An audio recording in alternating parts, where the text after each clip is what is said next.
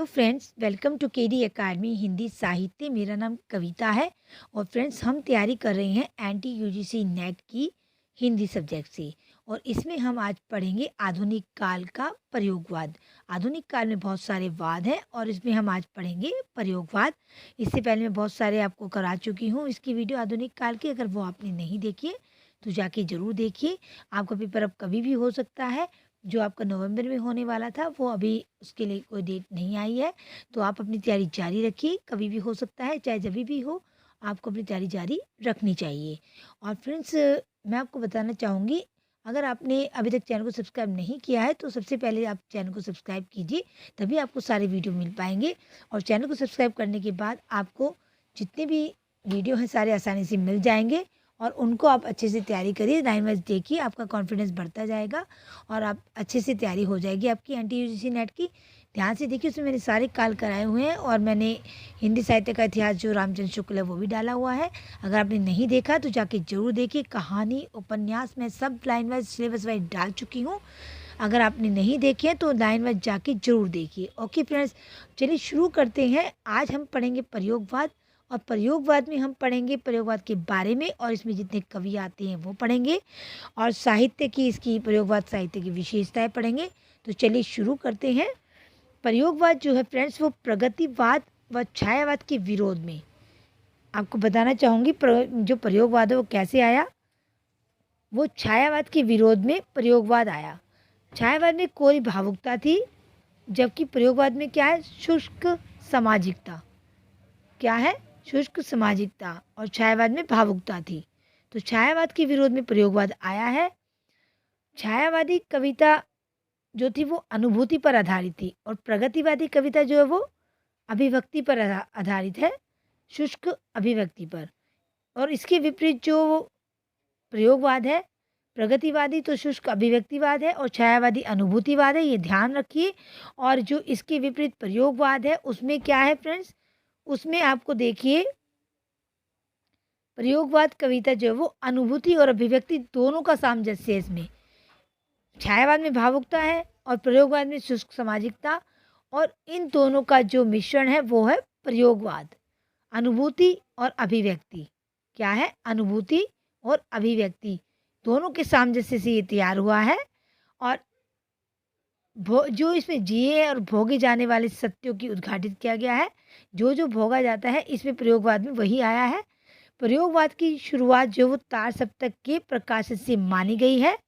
कब से मानी गई है, तार सप्तक के प्रकाशन से। और सबसे पहले तार सप्तक जो है वो 1943 यानी कि 1943 में हुआ। और ये देखिए फ्रेंड्स, जो है चार सात जो तार सप्तक जो है वो कितने हैं, इसके 4 प्रकाशन हुए। एक तो 1943, याद रखिए 7 साल का इसमें गैप है। और 1951, 1959 और 1979, इसमें थोड़ा ज़्यादा गैप हो गया है। तो जो इसके 7 तार सप्तक के जो रचनाकार की संख्या है वो भी 7 ही होती थी। तार सप्तक माने सप्तक का मतलब होता है 7, तो 7 जो है तार सप्तक जो है वो सप्तक का मतलब 7, तो 7 इसमें कवि होते हैं। प्रथम तार सप्तक में जो है वो हीरानंद वात्स्यायन जो है वो है हीरानंद सच्चिदानंद वात्स्यायन, जिसको आगे कहते हैं। और दूसरे कौन है, गजानन माधव मुक्तिबोध। तीसरे प्रभाकर माचवे और चौथे नेमीचंद जैन। पांचवे भारत भूषण और अग्रवाल और छठे गिरजा कुमार माथुर और सातवें रामविलास शर्मा। ये पहले तार सप्तक के 7 कवि हैं। तो ये आप नोट करते जाइए किसमें कौन से कवि आए हैं। अब नेक्स्ट देख लेते हैं। नेक्स्ट, प्रयोगवाद नाम जो सबसे पहले किसने बताया, आपको ये नोट कर लेना चाहिए। नंद दुलारे वाजपेयी द्वारा दिया गया है। सबसे पहले प्रयोगवाद नाम किसने दिया है, नंद दुलारे वाजपेयी ने। और इसका जो विरोध करते हुए तार सप्तक के संपादक जो थे वो अगेय जी थे। उन्होंने क्या कहा है, हमारी कविताओं को यदि कोई नाम देना चाहे तो नई कविता कह सकता है। उन्होंने और क्या कहा, हम वादी नहीं रहे। क्या कहा उन्होंने, हम वादी नहीं रहे, ना ही हम अपने महान पूर्ववर्तियों का अनुकरण करना चाहते हैं। ये किसी की नकल नहीं करते और ना ही हमारा कोई अनुकरण है। हम लीक से लीक पर चलना पसंद नहीं करते। तार सप्तक के जो सातों रचनाकार हैं किसी एक धारा के नहीं बल्कि अलग अलग स्थूलों से संबंधित है। यह कविता वाद विरोधी है। आगे ने प्रयोग को कोई वाद नहीं माना बल्कि क्या माना, अनुभूति के तौर पर लिया उसको। जिस प्रकार जीवन की अनुभूतियाँ अलग होती है उसी प्रकार उनकी अभिव्यक्ति की प्रक्रिया भी अलग होती है। उनके लिए प्रयोग रचनाशीलता ने सतत परिवर्तन तथा नवीनता को दर्शाया है। उन्होंने जोर देकर कहा कि प्रयोग हमारे लिए साध्य नहीं। अब नेक्स्ट देख लेते हैं। नेक्स्ट में है उनके लिए क्या है, प्रयोग साध्य नहीं है, साधन है। क्या है, साधन, साध्य ना होकर साधन है। दोहरा साधन के रूप में एक तरफ ये जीवन सत्यों को उद्घाटित करने का माध्यम है और दूसरी तरफ उन जीवन सत्यों की अभिव्यक्ति का साधन है। अब नेक्स्ट देख लेते हैं। हिंदी साहित्य में प्रयोगवाद से पहले यूरोपीय साहित्य में पश्चिमी साहित्य जो है वो यूरोपीय साहित्य को ही कहा जाता है। इसमें 20-25 वर्ष पहले न्यू सिग्नेचर का प्रकाशन हुआ जिसके माध्यम से एक्सपेरिमेंटलिज्म को बढ़ावा मिला। अब ये देखिए फ्रेंड्स, कहाँ से प्रयोगवाद का जन्म हुआ। 20-25 वर्ष पहले जो है वो न्यू सिग्नेचर का जो है प्रकाशन हुआ और जिसके माध्यम से एक्सपेरिमेंटलिज्म को बढ़ावा मिला। विश्व युद्ध की विभीषिका ने जान माल की अपार क्षति पहुंचाई। ऐसे में हताशा, निराशा तथा मृत्यु बोध को बढ़ावा मिला। जीवन परिस्थितियां बदल गई। इन जीवन परिस्थितियों को व्यक्त करने के लिए नई भाषा, नए शिल्प की आवश्यकता थी। इसे एक्सपेरिमेंटलिज्म कहा गया। पश्चिमी साहित्य में एक्सपेरिमेंट की शुरुआत कहाँ से हुई, ये देख लीजिए। कहाँ से हुई? बिंबवाद, प्रतीकवाद, फ्रायडवाद, अस्तित्ववाद के साथ हुई। इन सिद्धांतों की शुरुआत किसने की? टी.एस. इलियट से मानी जाती है, जिन्होंने व्यक्तिवाद आदि को बढ़ावा दिया। इसी का विकास आगे चलकर पाउंड में दिखा। नेक्स्ट देखते हैं। प्रयोगवादी कविता की पृष्ठभूमि कहाँ से? फ्रायड के दर्शन से हुई है। फ्रायड काम के दर्शन से। फ्रायड ने काम को जीवन का अनिवार्य अंग माना। उन्होंने उसे स्वीकार किया कि व्यक्ति की पहचान उसकी मानसिक हलचलों से होती है। मन के 3 हिस्से माने गए हैं। कौन कौन से हैं वो? चेतन, अवचेतन और अचेतन मन। ये 3 जो है परिस्थितियाँ हैं, 3 हिस्से हैं। मानसिक मन के जो 3 हिस्से हैं उसी से माना गया है ये। अब नेक्स्ट देख लेते हैं। जागृत दशा में सारी इच्छाएं चेतन मन में ही चलती है। इनमें कुछ नैतिक और कुछ अनैतिक होती है। अनैतिक इच्छाओं की सामाजिक मर्यादा के डर से व्यक्ति उद्घाटित नहीं कर पाता, इनका दमन करना पड़ता है। ये दमित इच्छाएं अवचेतन मन में बैठ जाती है। जो इच्छाएं बार बार दबाई जाती है उसे अवचेतन मन में वो धस जाती है जाकर, और दमित इच्छा क्या हो जाती है? वो कुंठा का रूप ले लेती है। फ्रायड ने कुंठा का प्रकाशन 2 रूपों में माना। कौन कौन से? एक संरचनात्मक और एक विध्वंसात्मक। सॉरी फ्रेंड्स, प्रोनाउंसिएशन में थोड़ी मिस्टेक हो गई है। तो क्या है? विध्वंसात्मक। प्रयोगवादी कविता पर अवचेतन मन की दमित इच्छाओं, यौन इच्छाओं या काम भावनाओं की चित्रण का प्रभाव फ्रायड से लिया आया है। फ्रायड ने ही बताया ये सब। प्रयोगवादी साहित्य भी अपने बदले परिवेश का चित्रण बदली हुई भाषा और नए रूप में करता है।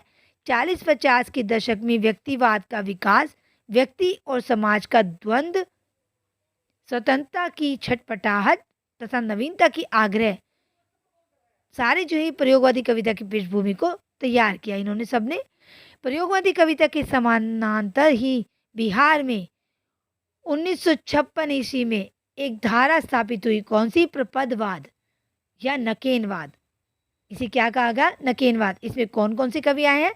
नलिन विलोचन शर्मा, केसरी कुमार, नरेश। ये आपसे पूछा भी गया है फ्रेंड्स, ये क्वेश्चन जरूर आता है। नकेनवाद में कौन कौन है? नकेन जो है ये तीनों जो है किससे है? न, क और न। नकेन से नलिन विलोचन शर्मा, क से केसरी और न से नरेश। इन तीनों का जो मिलान है उन पहले अक्षरों से क्या कहा गया? नकेनवाद।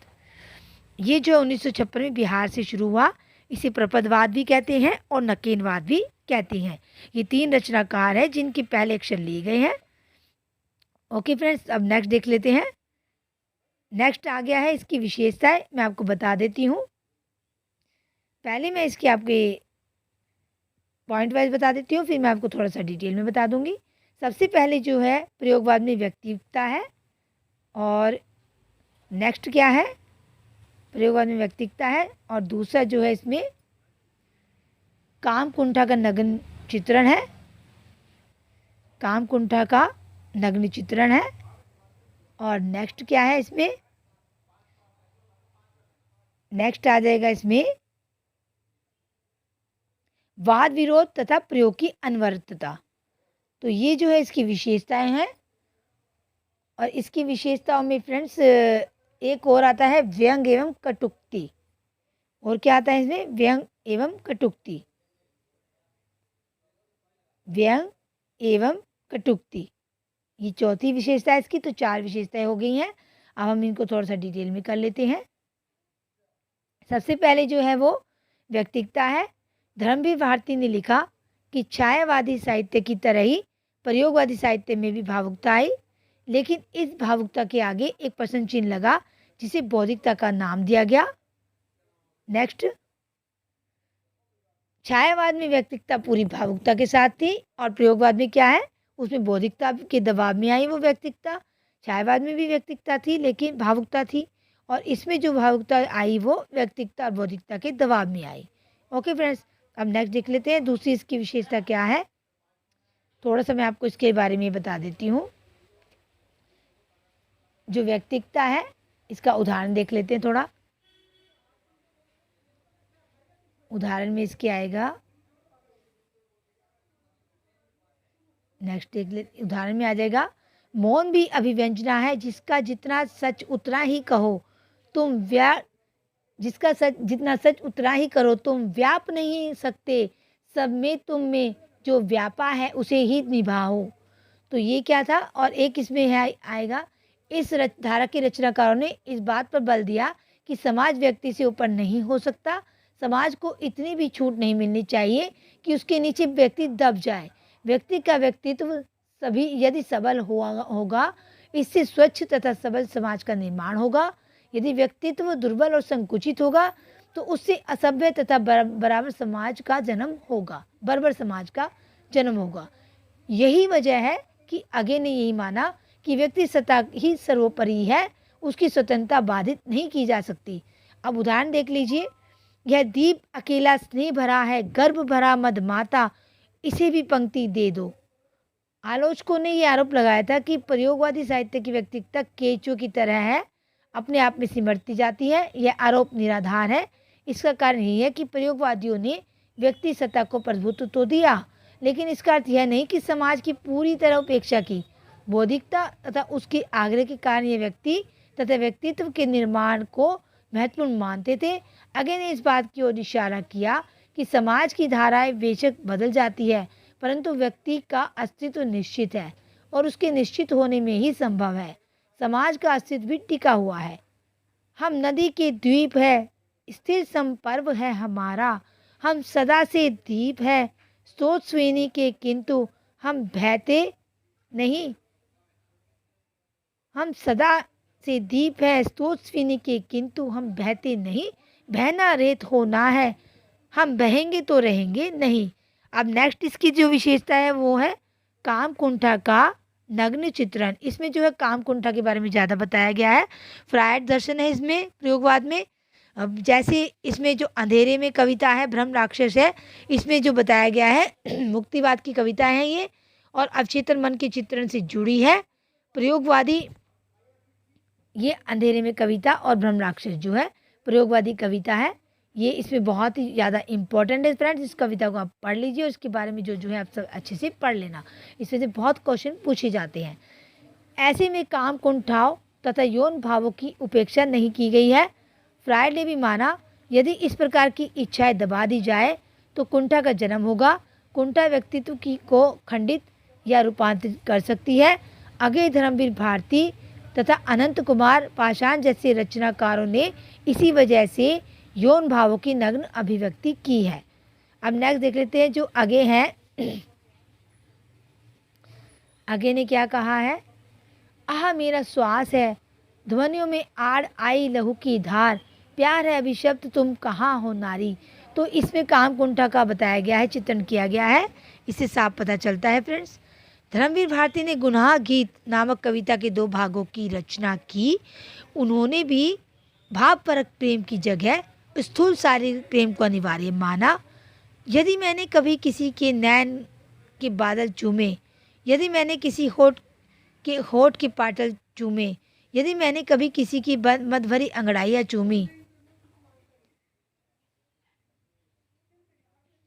यदि मैंने कभी किसी की सांसों की पुरवाइयाँ चूमी, तो महज इसी से किसी का प्यार मुझ पर पाप कैसे। इन फिरोजी होठों पर बर्बाद मेरी जिंदगी, अनंत कुमार पाषाण पास घर आया तो दिन भर का थका जिया मचल मचल जाए रे। अब नेक्स्ट आ जाती है इसकी विशेषता, वाद विरोध तथा प्रयोग की अनवरतता। शमशेर सिंह बहादुर सिंह प्रयोगवादी कविता में अनवरत प्रयोग को देखते हुए ये सुझाव दिया उन्होंने कि इस कविता का नाम जो प्रयोग तथा प्रयोग रखा जाए। जर्मन दार्शनिक नित्शे ने जीवन को ही प्रयोगधर्मी माना। तो इसको आप नोट करते जाइए किसने क्या माना फ्रेंड्स, ये मैंने अंडरलाइन पहले किया भी हुआ है। उन्होंने कहा कि जीवन का हर पहलू एक नवीन प्रयोग है, जिसे वर्डस्वर्थ जैसे शब्द से सूचित किया। अर्थ प्रयोग और प्रयोग। प्रयोगवादियों ने इस बात पर बल दिया कि जीवन प्रतिफल गीतशील है, इसे किसी बंद नजरिए से नहीं समझा जा सकता। नेक्स्ट देख लेते हैं, जीवन की हर अनुभूति अपने आप में नई है। तो यही सब इसमें बताया गया है, आप इसको पॉज करके थोड़ा पढ़ लेना, इसमें और कुछ नहीं है। विशेषताएं हैं, विशेषताओं के टॉपिक आपको पता होने चाहिए और बाद में आप इसको ये देख लीजिए। प्रयोगवादी साहित्य में क्षणवादी आग्रह, अस्तित्ववादी दर्शन, काम कुंठा चित्रण, वाद विरोध, तनाव तथा दुखवाद आदि की अभिव्यक्ति के कारण भाषा, सब शैली, बिंब और तथा प्रतीकों आदि की नवीनता आवश्यकता जान पड़ी। प्रयोगवादियों ने पहले से चले आ रहे उपगानों व प्रतीकों को व्यर्थ माना। उदाहरण देख लीजिए, ये उपमान मैले हो गए हैं, देवता इन प्रतीकों से कर गए हैं कूच। आगे जी ने कविता में प्रचलित पहले ही शैली को अनावश्यक माना। उन्होंने छायावादियों और प्रगतिवादियों पर करारा व्यंग किया। प्रगतिवादियों ने विश्व से एकाकार की कोशिश की। आगे इसका विरोध करते हैं। व्यक्ति की सीमित हैसियत है, उसी प्रकार कविता में प्रतीकों व उपमानों की क्षमता भी निश्चित है। मेरी भुजाएं टूट गई क्योंकि मैंने इसकी परिधि में मेघों को बांध लेना चाहा। मुक्तिबोधे प्रयोगवाद तथा नई कविता धारा के लिए एक नए शिल्प का प्रयोग किया, जिसे फैंटेसी शैली का नाम दिया गया। यह शैली अवचेतन मन के गुहा अंधकार में दबी हुई इच्छाओं को भी यथार्थ रूप में पकड़ती है। यह धारा नवीन बिंबों व नए प्रतीकों से लबरेज है। नए मोहल्ले की ऊंची ऊंची इमारतों को लागता हुआ मैंने विदेशी मलाई की क्रीम चखी। प्रयोगवादी भाषा भी नवीनता के आग्रह से जुड़ी हुई है। तत्सम तद्भव शब्दों के साथ साथ अरबी फारसी के ही नहीं बल्कि अंग्रेजी के भी विदेशज शब्दों का यहाँ सहज प्रयोग हुआ है। अब ये देख लीजिए प्रयोगवाद में कौन कौन सी भाषाएं हैं। पिछ गया वह भी, अब मैंने आपको बताया ही है, तत्सम तद्भव और अरबी फारसी शब्दों का प्रयोग और अंग्रेजी का विदेशज शब्दों में। पिछ गया वह भीतरी और बाहरी दो कठिन पाटों के बीच, ऐसी ट्रेजेडी है नीच, नए प्रतीक मेरे प्यार का बल्ब फ्यूज हो गया। Tick tick tick let me speak, let me speak. तो इंग्लिश का वर्ड डाला गया है इसमें, tick tick tick let me speak. Next देख लेते हैं, नए उपमान जलती हुई स्टोव के बर्नर या सुर्ख गरम लाल नए बिम कोठरी में दीप की लो सेकता ठंडा अंधेरा। अब नेक्स्ट इसकी जो विशेषता है, सांप तुम सभ्य तो हुए नहीं ना होगे, नगर में बसना भी तुम्हें नहीं आया, फिर कैसे सीखा डसना, विष कहाँ पाया। तो ये व्यंग किया गया है। तो ये था फ्रेंड्स, आज मैंने कराया है प्रयोगवाद, और प्रयोगवाद के बाद जो है समकालीन कविता कराऊंगी मैं आपको। फिर नई कविता और फिर 4 सप्तक के सारे प्रकाशन बताऊँगी।